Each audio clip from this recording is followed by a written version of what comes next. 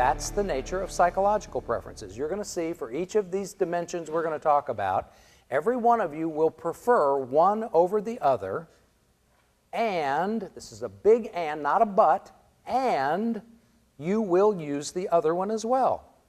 But you have a natural preference for one over the other. All right, now I do have to clarify this. Sometimes people think, Robert, I got it. It's the stuff in your head, that's what you're talking about, you're a psychologist. No, there's a lot of stuff in your head that's not a preference like this. In fact, you might think about it in today's world as the difference between hardware and software. If it's hardwired, there's not much you can do about it. You know, you can't make a Mac do things that a PC will do and vice versa. They're just not going to do that. But if it's software, you can. It just takes a little work. Everybody use Word. Almost everybody uses Word. Did you know when you bring Word up, it puts margins there that it likes? That's its preference. If you don't like those margins, you can change them. But it takes some effort and some work and some time.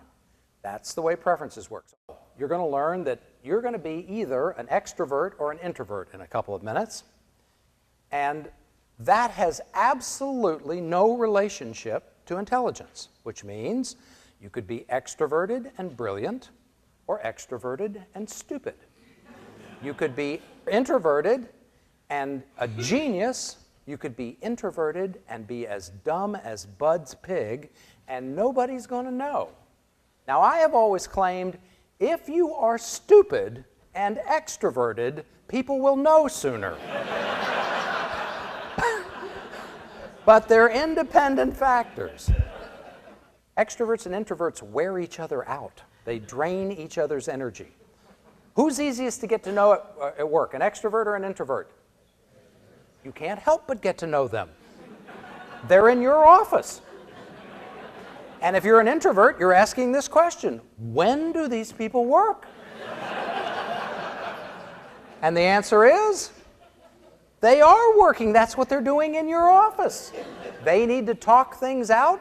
Introverts need to think things through. And so they drain energy from each other, and unless you're aware of this and use it, you lose the benefit. Now remember, we talked about there is no correlation between any of these dimensions and intelligence, but I have seen this happen far too many times. Extroverts will have a meeting because there's a problem they need to work on. So they call the meeting and think that people will help them solve the problem in the meeting. Not if they're introverts. They hear about the problem and they need time to think about it when it's quiet. But the extroverts are talking in the meeting.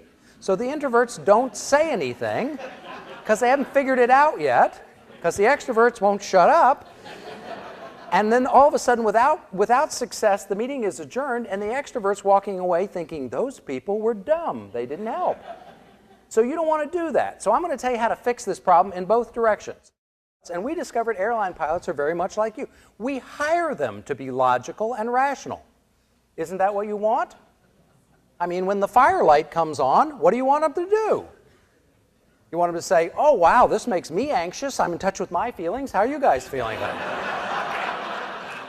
No. Oh, let's check with the passengers and see if they're anxious. No. I want you to put out the fire. That's what we want you to do. Fly the airplane. So we hire them to be logical and rational, and that's what we get. But you need to add a word in the agenda that is not necessary for you, but is critical for the extroverts. The D word. Dialogue. Discuss. You got to let them talk about it, because extroverts often do not know their brain is engaged until their lips are moving. And that's an important part.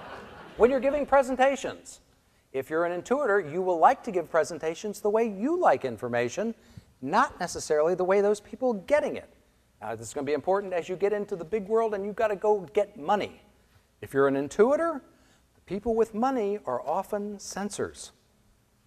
You know where you find an intuitive accountant? Jail.